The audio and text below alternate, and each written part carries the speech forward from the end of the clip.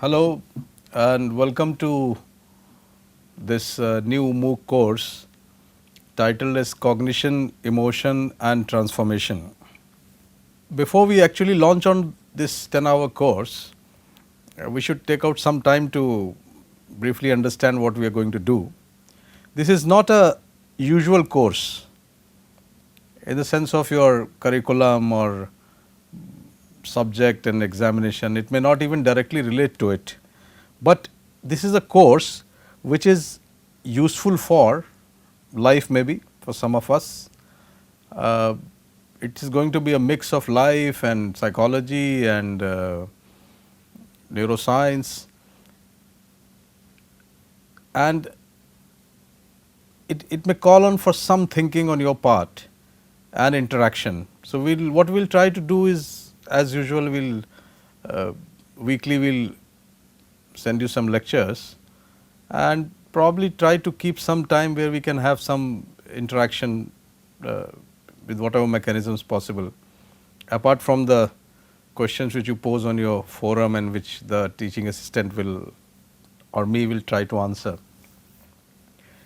But before we actually get to the subject matter, let me tell you the background of this. This actually arose out of the previous two MOOC courses. One which I gave was an overview of psychiatry, and then another one was how the brain creates mind. So, while we were discussing all that, and a lot of the students and other people who attended that 10-hour course asked about what is the actual implication of understanding the basic processes of mind and brain. So, it took me some time to reassemble the whole knowledge base, and so here is it: cognition, emotion and transformation. On the surface, these three topics may appear to be unrelated, or some of you can probably make a connection out of it in your own minds. What we will try to do is take from a very larger perspective and try to look at a question initially of why do people do what they do? Why do people behave in a certain way? Why do people get angry? Why do people hate each other? Why do they love each other? These are some things which all of us experience, and there are times, and there are many times when we ask ourselves in the background either about the behavior of the other person, that why did he do this, and often about ourselves having repentance or having guilt after behaving in a certain way. And there are times when things happen the way we want. So, and those are pleasurable moments, and they give a sense of satisfaction and a sense of achievement. But this is all human life. It has been going on since ages, or since the modern man appeared on the face of earth, the Homo sapiens. So, the whole story is about Homo sapiens, and there have been people who were moving in a certain way till a certain point of time, and then they became something else. All these issues raise lot many questions, whether people can change themselves or is the circumstances which change them. We are going to address these things as we move on. So, to start with, let us look in a lighter way at the way life moves on. Most of us know this image. This is two armies lined up in Mahabharata, the longest epic which has been written in India and in world probably. And this is a very famous anecdote where Arjun, the principal warrior from Pandav's side, actually refused to fight, and the whole battle was actually hinged on his prowess and his bravery. He was actually what Krishna was expecting, that he would win the battle. And this is where Gita originated, the Bhagavad Gita, that sermon which Krishna gave as a god or as a mentor or as a in modern parlance, if you call, he was the first psychotherapist. So, if you look at it, there are two armies which are waiting to fight, everybody is ready, and he is a man who is on his knees and does not want to fight. But at the end of Gita, he gets up and fights and wins the battle along with his brothers, decimating his cousins Kauravas in 18 days. Was it just a story or was it a reality? Maybe not at the dimension which it has been told, but it is possible that a story happened at a smaller level. But why? Why again remains the question, why was Arjun behaving in a certain way? In spite of having trained himself as as the best archer in the world at that time, and he suddenly gave up, and it required a man of God status, Krishna, to convince him. Do you recognize this image? This is I think it's a bronze or copper sculpture kept at Lahore Museum. If you don't know this man, he is Siddharth Gautam, who later on went on to become Buddha. And this was the initial years of his living as a sannyasi and doing very, very austere tapasya and the ritualistic behavior which a lot of people do to. His question was maybe not to find God, but he was also questioning what is the real meaning of life. And as you all know, he was brought up in a lot of luxury, and his father tried to keep him away from misery and dukkha, the sadness. But still, in one day he saw an old man, a sick person, and death, and that night he left. He actually went on to a lot of gurus, and somewhere along the line he stopped eating, and this is where his abdomen almost met his back. Although he did not, by his own account, achieve anything, and it was only when he returned to a normal life of eating, and when he was tired and he sat down under a tree, which is the Bodhi tree, that night it is said that he achieved enlightenment. Now this may be, all these things may be a part of mythology or a part of real stories. We know about Ram, the protagonist of another epic called Ramayana, who to keep the rules of society and the obedience and the loyalty intact suffered a lot. What was motivating these people to go beyond what they were? The man is missing from this cross, but we all know him. This cross symbolizes Jesus Christ, who lived to spread love and was bearing the pain of people, even to the extent, you can just imagine the nails being put into his hand, the sheer idea of that pain. But he was there. I mean, he was there to take the sins of all humanity at that time. And if you come to modern times, if you leave mythology, and if you don't believe in mythology and you don't want to believe what I have shown you, even at a very smaller scale, this is our times.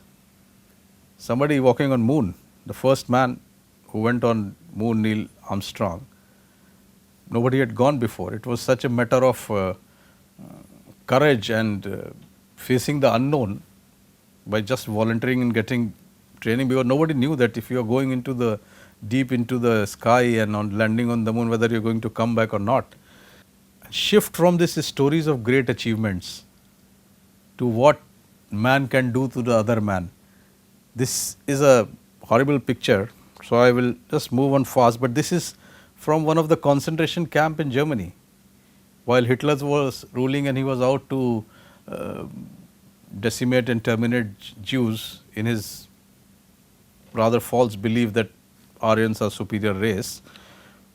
This is a girl who has climbed Mount Everest, and she was the first girl who, with a handicap, went on to climb the Everest. She was a sportswoman before that, but with some mischievous people threw her out of the train probably, and she suffered an accident, but her spirit never died. What motivates these people? And this is our own Deepika Padukone, you know her, she is a very famous film star, who has gone on to write this: anxiety, depression and panic attacks are not signs of weaknesses. They are signs of trying to remain strong for way too long. Now, this is her idea about depression, and she has been brave enough to come and tell the people what most people hide: depression and feeling weak. And now the question is, and she has given a rise to a new movement where even few days back the Prime Minister of India, Shri Narendra Modi ji, went on to talk about depression. A Prime Minister talking about depression is, and the need for these people to talk, the need for these people to express themselves. This was a report which I just saw in one of those internet magazines, where they have claimed that the poverty actually changes the brain.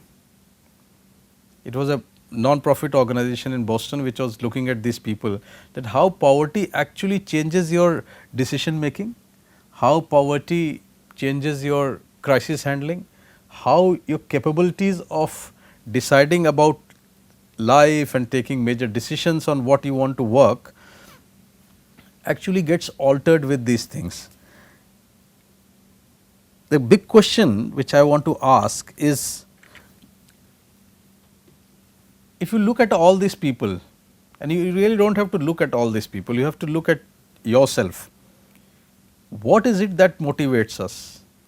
What is it that these people who have really gone into a different way to prove themselves, or in the way that they, which was not very usual for people to survive at that time, they could have been happy doing a small job and living on their own like most of the people do.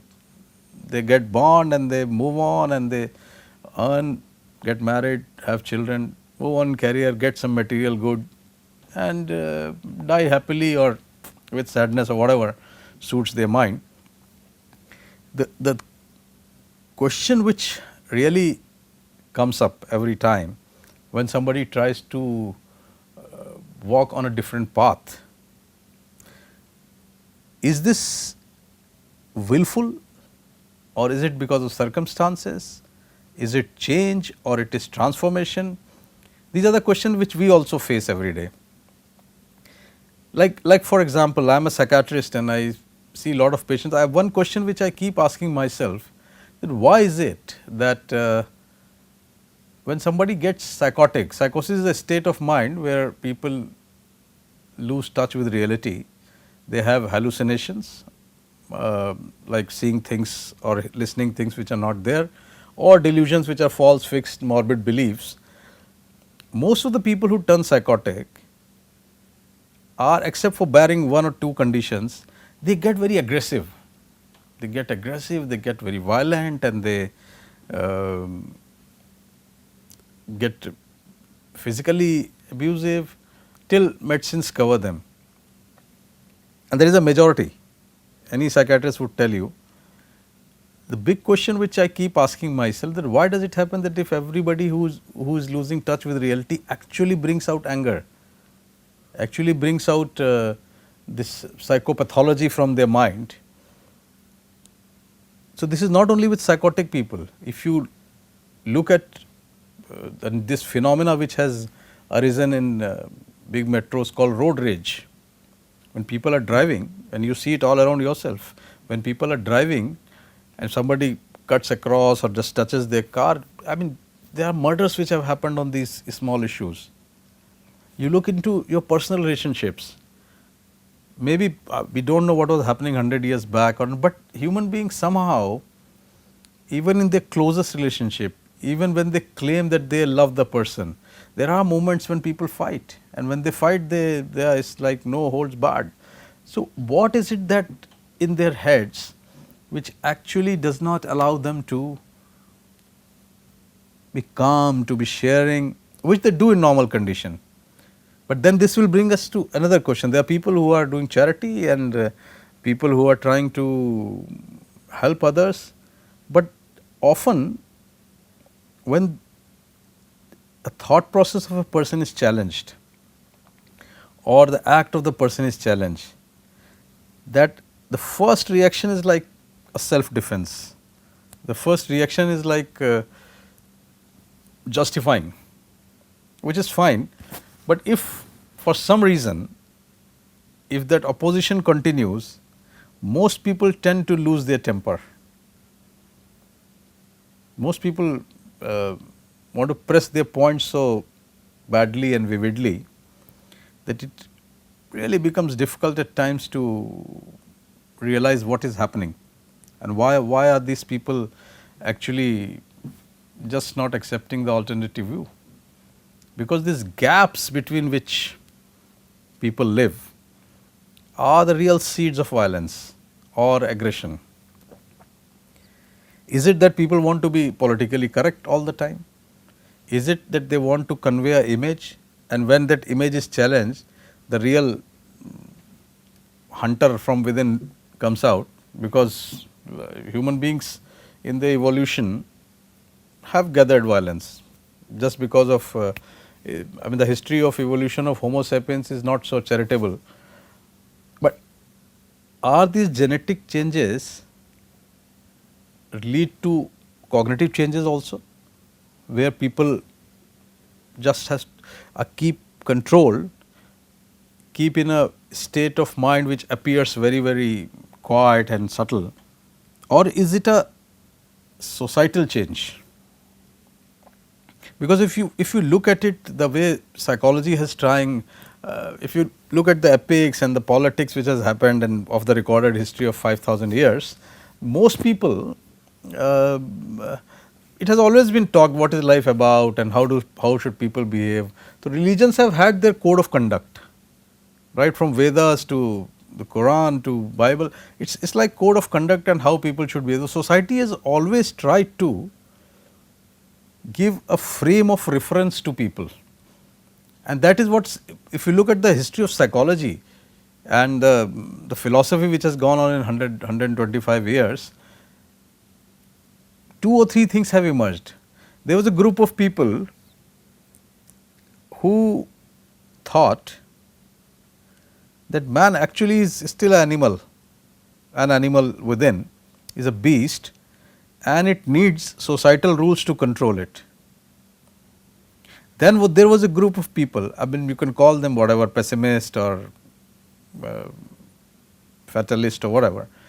There was a group of people who were on a different end. They said man essentially is a good person, man has to achieve a potential which is for goodness of himself and others, but it is the societal rules which keeps him suppressing and repressing, which keeps turning into perversions and the rebel and violence and what we term as bad behavior.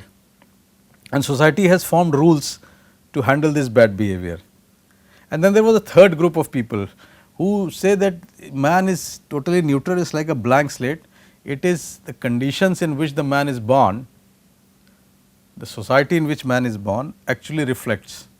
So he has nothing in his own self which will take him to higher self, or so there is nothing like a higher self or an enlightenment or a these are all illusory things, and it is a society in which now the modern neuroscience which has come up in last 34, we will discuss it in coming few lectures later on,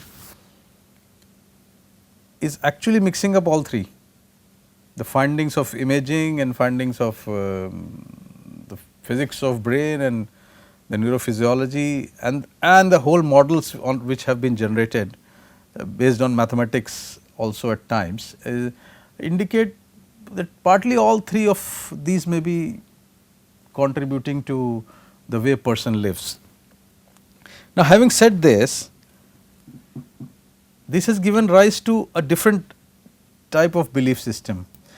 The neuroscience and the way psychology and biology have forms model of understanding, incorporating this philosophical and psychological point of views into the whole system,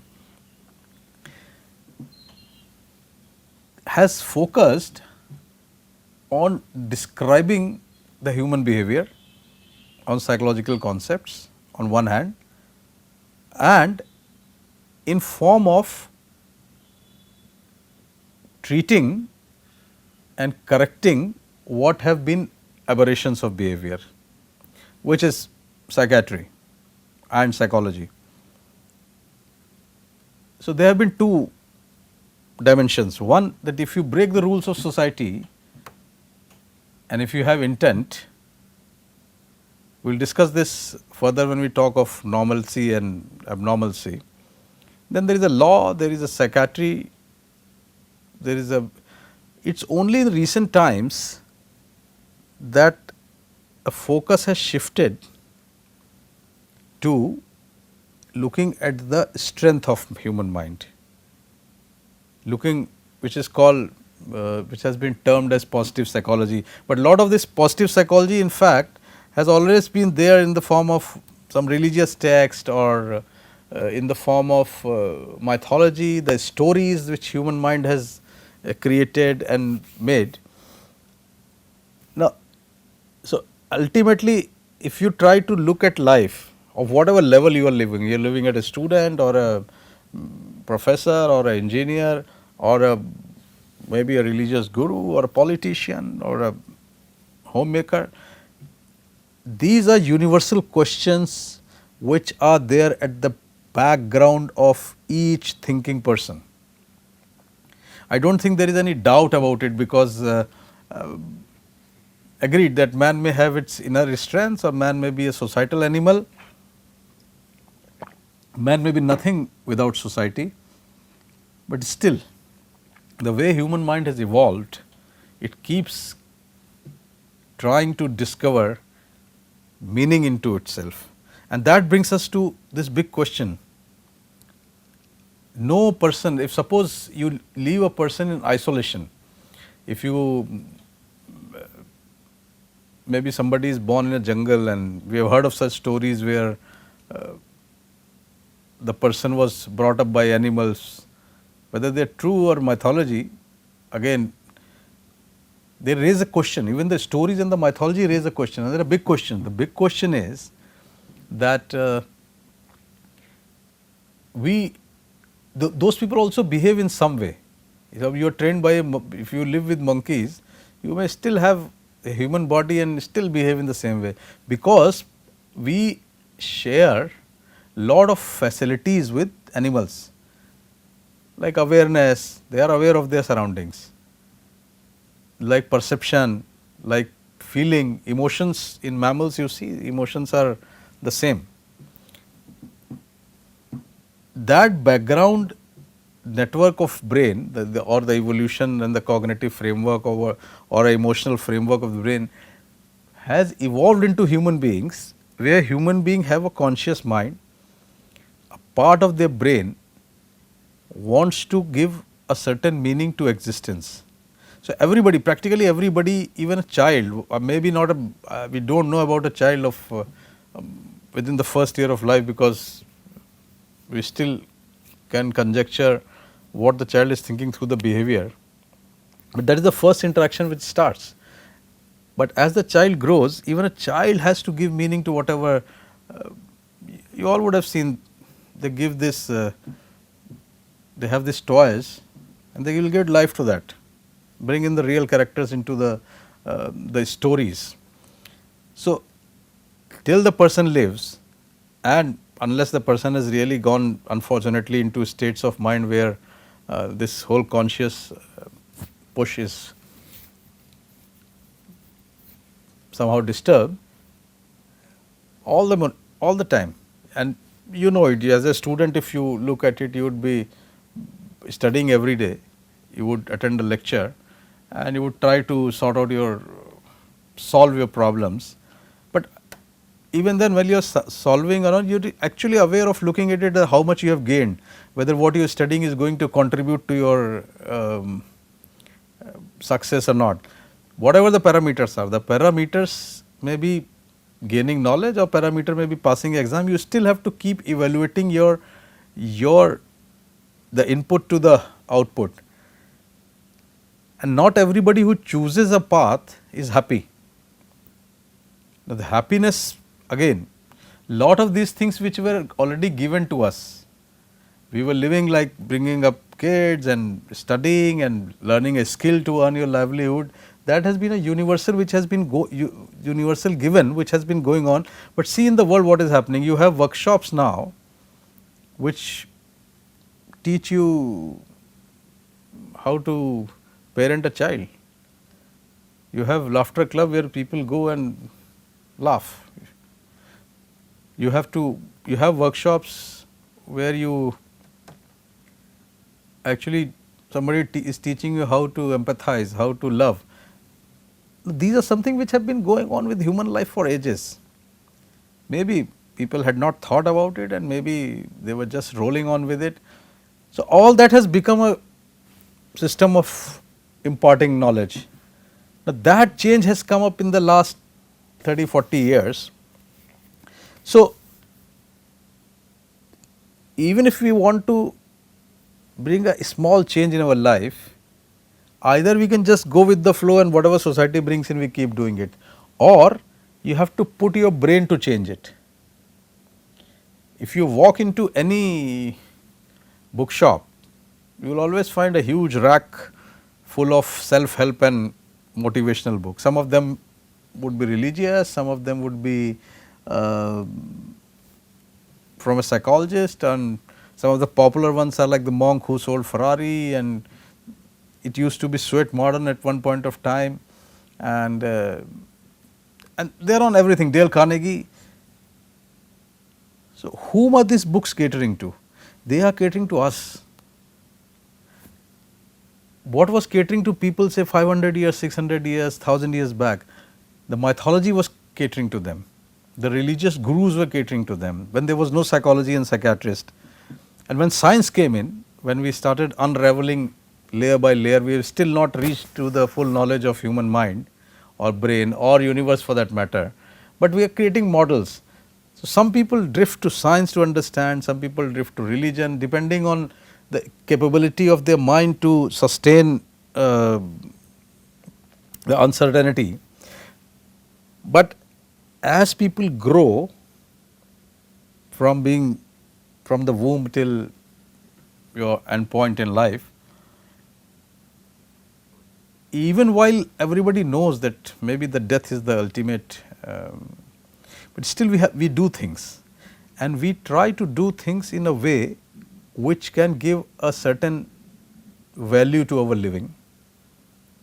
In this value system, sometimes you do things which others have told you, sometimes you want to do things which you want to do it, and